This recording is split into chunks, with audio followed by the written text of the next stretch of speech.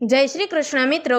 તો આજે આપણે ઘટોત્કચનો પુત્ર બળિયાદેવનો અનોખો ઇતિહાસ જાણીશું અને ભગવાન શ્રી કૃષ્ણએ મહાભારતના યુદ્ધ સમયે બળિયાદેવનું મસ્તક કેમ માગ્યું હતું. ગુજરાત રાજ્યના વડોદરા જિલ્લામાં આવેલા એક સુંદર ગામનું નામ છે પોર. આ ગામ વડોદરાથી આશરે 20 કિલોમીટરના અંતરે દક્ષિણ દિશામાં આવેલું છે. પોર ગામ મુખ્ય વડોદરા કરજણ હાઈવે નંબર 8 પર સ્થિત છે, જ્યાં એક અગમ્ય અને પવિત્ર મંદિર સ્થિત છે, જે છે શ્રી બળિયાદેવ મહારાજનું મંદિર. આપણા ભારતમાં અનેક ધાર્મિક સ્થળો જોવા મળે છે. દરેક ખૂણામાં કોઈને કોઈ દેવના મંદિર હોય છે. મોટા ભાગે ભગવાન શિવ, ભગવાન શ્રી કૃષ્ણ કે માતાજીના મંદિર સામાન્ય રીતે જોવા મળે છે. પરંતુ આપણા દેશમાં એવા ઘણા દેવતાઓ પણ છે જેમના મંદિરો ઘણી ઓછી સંખ્યામાં છે.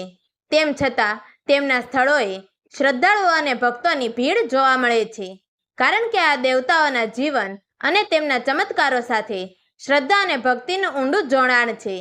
શ્રી બળિયાદેવ મહારાજનું પોરધામ એવું જ એક દિવ્ય તીર્થ સ્થાન છે. આ મંદિર ઢાઢર નદીના કિનારે વસેલું છે, જે મંદિરની પવિત્રતાને વધુ શોભા આપે છે.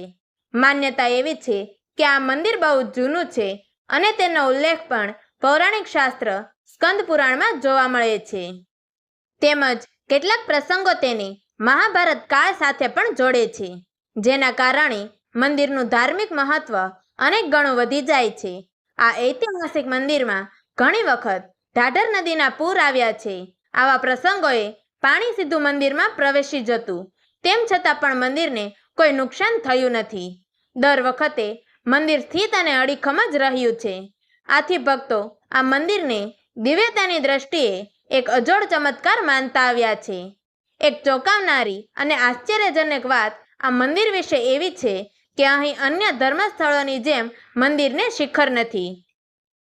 સામાન્ય રીતે દરેક મંદિરનું સૌથી પવિત્ર અને મહત્વનું અંગ હોય છે તેનું શિખર, પરંતુ અહીં તો તેના સ્થાને ખુલ્લું આકાશ છે. ઘણા વર્ષોથી આ મંદિરનું શિખર બાંધવાનો પ્રયાસ થતો રહ્યો, પરંતુ દરેક વખત જ્યારે પણ કોઈ શિખર બનાવવાનું આયોજન થાય ત્યારે મજૂરોને અને વાસ્તુકળાને ખૂબ જ ભાંગફોડનો સામનો કરવો પડતો. 1-2 વાર નહીં, પણ 3 વખત મંદિર પર શિખર બાંધવામાં આવ્યું. દરેક વખતને અંતે તે શિખર તૂટી પડ્યું. ચોથી વાર જ્યારે ફરી એકવાર લોકો શિખર બાંધવાની તૈયારીમાં હતા, ત્યારે મંદિરના વડા પૂજારીને સ્વપ્ન આવ્યું. આ સ્વપ્નમાં શ્રી બળિયાદેવ સ્વયં ઉપસ્થિત થયા અને તેમણે પૂજારીને કહેલું કે હું ખુલ્લા આકાશમાં નીચે જ રહેવાનું પસંદ કરું છું. જ્યારે પણ કોઈ મારા ઉપર શિખર બનાવવાનો પ્રયાસ કરશે ત્યારે હું તેને તોડી નાખીશ. આ સ્વપ્નને એક દિવ્ય સંકેત અને દૈવી ઈચ્છા તરીકે મનાય અને ત્યારબાદથી આ મંદિરે ફરીથી ક્યારેય શિખર બાંધવાનો પ્રયાસ થયો નથી. આજે પણ મંદિર ખુલ્લા આકાશ નીચે સ્થિત છે અને ભક્તો આ ખુલ્લાપણાને ભગવાન બળિયાદેવની વિશિષ્ટ ઈચ્છા અને તેમના આધ્યાત્મિક વલણનો ભાગ માનતા આવે છે. શ્રી બળિયાદેવ મહારાજની આરાધનાની ખાસિયત એ છે કે અહીં પૂજા એક જ વ્યક્તિ દ્વારા નથી થતી. અહીં પૂજાનું વિશિષ્ટ આયોજન કરવામાં આવ્યું છે, જ્યાં 20 જેટલા પૂજારીઓ ફરતી પદ્ધતિએ પૂજા કરે છે. દરેક પૂજારીને એક નિશ્ચિત સમયગાળો આપવામાં આવે છે અને તેનું અનુસંધાનપૂર્વક પૂજા કરવામાં આવે છે. આ રીતે પૂજાની એક અનોખી પ્રથા અહીં ચાલી આવે છે.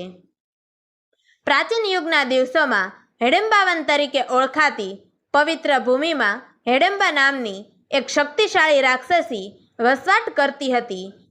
હિડિંબા મહાભારતના પરાક્રમી પાત્ર ભીમસેનની પત્ની હતી. તેમના પુત્ર હતો ઘટોત્કચ, જે પોતાના યુગનો વિખ્યાત વીર હતો. આ ઘટોત્કચે પછી કટકંતા નામની ભયાનક દાનવી સ્ત્રી સાથે લગ્ન કર્યા હતા. આ દંપતીમાંથી જે પુત્ર જન્મ્યો તે વધુ તેજસ્વી અને પરાક્રમી તરીકે ઓળખાયો અને તેનું નામ બળિયાદેવ પડ્યું. જેમ જ તે બાળક પૃથ્વી પર આવ્યો ત્યારે તેના વાળ વાંકડિયા અને ભરાવદાર હતા, તેથી તેને બર્બરિક નામ આપવામાં આવ્યું. બર્બરિકનો ભૂતકાળ પણ વિશિષ્ટ હતો. તે અગાઉ યક્ષ તરીકે સૂર્યવર્ચા નામથી જાણીતો હતો, પરંતુ બ્રહ્માજીએ તેને પૃથ્વી પર જન્મ લેવા માટે શ્રાપ આપ્યો હતો. આ શ્રાપને સ્વીકારી તેણે દયાળુ ભાવના દર્શાવીને એ માટે વરદાન માંગ્યું કે હું પૃથ્વી પર જઈ દિન દુખ્યા અને પીડિત માનવ જાતિની સેવા કરીશ. બર્બરિક તરીકે પુનઃ જન્મ લીધા બાદ તેણે અલ્પ વયમાં જ શસ્ત્ર અસ્ત્રની વિદ્યા અને યુદ્ધ કળાઓમાં નિપુણતા હાંસલ કરી લીધી. તેને સેવાભાવથી પ્રસન્ન થયેલા ઋષિમુનિઓએ તેને સુમદ નામ આપ્યું. એક સમયે ભગવાન શ્રી કૃષ્ણએ જે જાણતા હતા કે બર્બરિક પાંડવોના વંશમાંથી છે, તેણે બર્બરિકને 51 નવદુર્ગાઓની ભક્તિ કરીને તેમની કૃપા મેળવવાની સલાહ આપી. આજ્ઞાનું પાલન કરીને બર્બરિકે ઊંડું તપ કર્યું અને નવદુર્ગાને પ્રસન્ન કર્યા.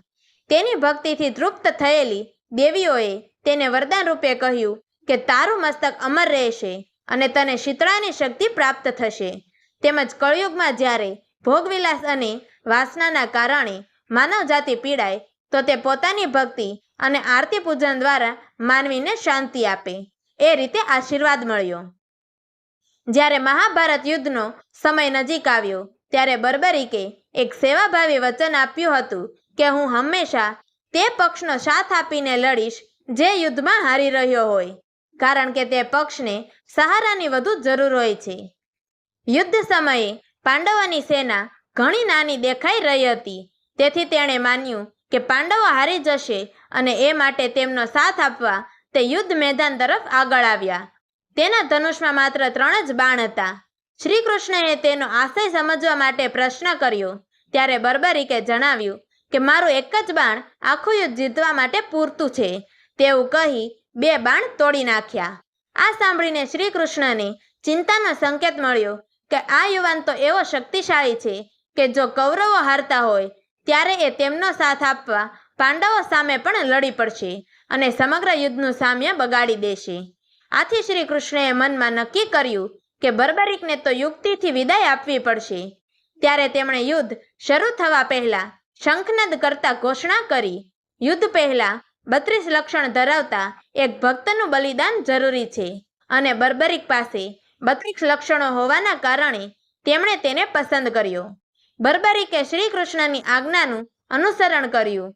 સાથે તેણે વિનંતી કરી કે હું યુદ્ધ જોવા ઈચ્છું છું. ત્યારે શ્રી કૃષ્ણએ કહ્યું કે તારું મસ્તક અમર છે અને તને એક ઊંચી ટેકરી ઉપર સ્થાપિત કરવામાં આવશે. ત્યાંથી તું આખું યુદ્ધ નિહાળી શકીશ. આ રીતે શ્રી કૃષ્ણએ સુદર્શન ચક્ર વડે બર્બરિકનું મસ્તક છેદીને એક પર્વતના શિખર પર મૂકી દીધું અને તેનું નગરમાં સ્થાપન કર્યું.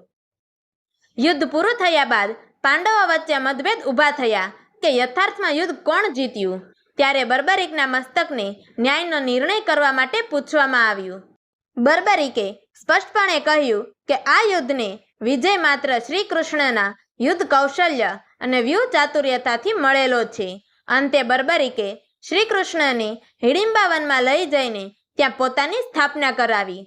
ત્યારથી આજ સુધી તેઓ પોર ગામમાં બળિયાદેવ તરીકે પૂજાય છે અને ભક્તો તેમને શ્રદ્ધાથી દર્શન, આરતી અને પવિત્ર ભાવથી નમન કરે છે. શ્રી કૃષ્ણ બળિયાદેવની અદ્વિતીય ભક્તિ, દાનશીલતા અને ત્યાગથી એટલા પ્રસન્ન થયા કે તેમને વિશેષ વરદાન આપ્યું કે કળયુગમાં તું શ્યામ નામથી ઓળખાશે. લોકો તને ભક્તિભાવથી શ્યામ બાપા કહીને પૂજશે. આ વરદાનના કારણે બળિયાદેવના શીશને રાજસ્થાનના સિકર જિલ્લાની નજીક આવેલા ખાટુ ગામમાં દફનાવવામાં આવ્યું. તેથી આજના સમયમાં તેમને ખાટુ શ્યામ બાપા તરીકે પૂજવામાં આવે છે. પટણી સમાજમાં શ્રી બળિયાદેવનું મંદિર અત્યંત શ્રદ્ધા અને ભક્તિનું પ્રતીક માનવામાં આવે છે. બળિયા બાપાની મહિમા એવી છે કે જ્યાં વૈદિક ઉપચાર પણ નિષ્ફળ થાય છે, ત્યાં લોકો માત્ર શ્રદ્ધા અને ભરોસાથી બળિયાદેવની બાધા રાખે છે. અને આશ્ચર્યની વાત એ છે કે ભક્તોની મનોકામનાઓ પૂર્ણ થતી હોવાના અસંખ્ય અનુભવ મળેલા છે. જ્યારે કોઈ બાળકને શીતળા જેવી બીમારી થાય ત્યારે ભલે તે પરિવાર શિક્ષિત હોય, વૈદ્યકીય સહાય લેતો હોય, છતાં પણ એ લોકો ભાવપૂર્વક બળિયાદેવ બાપાની બાધા રાખે છે.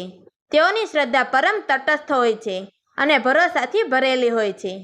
બળિયાદેવના આશીર્વાદથી રોગથી પીડાતા બાળકને આરામ મળે છે અને પરિવારજનોની પ્રાર્થનાનો સ્વીકાર થઈને મનોકામનાઓ પૂર્ણ થાય છે. તો મિત્રો, તમને અમારી આ વાર્તા પસંદ આવી હોય તો અમારી ચેનલને લાઈક કરજો, શેર કરજો અને આવી જ અવનવી ધાર્મિક પૌરાણિક વાર્તાઓ અને ઇતિહાસની કથાઓ જાણવા માટે નીચે આપેલા બ્લેક બટનને ક્લિક કરી અમારી ચેનલને સબસ્ક્રાઇબ જરૂરથી કરજો. તો મિત્રો, અમારી આ વાર્તાને છેલ્લે સુધી સાંભળવા માટે તમારો ખૂબ ખૂબ ધન્યવાદ. જય શ્રી કૃષ્ણ. હર હર મહાદેવ.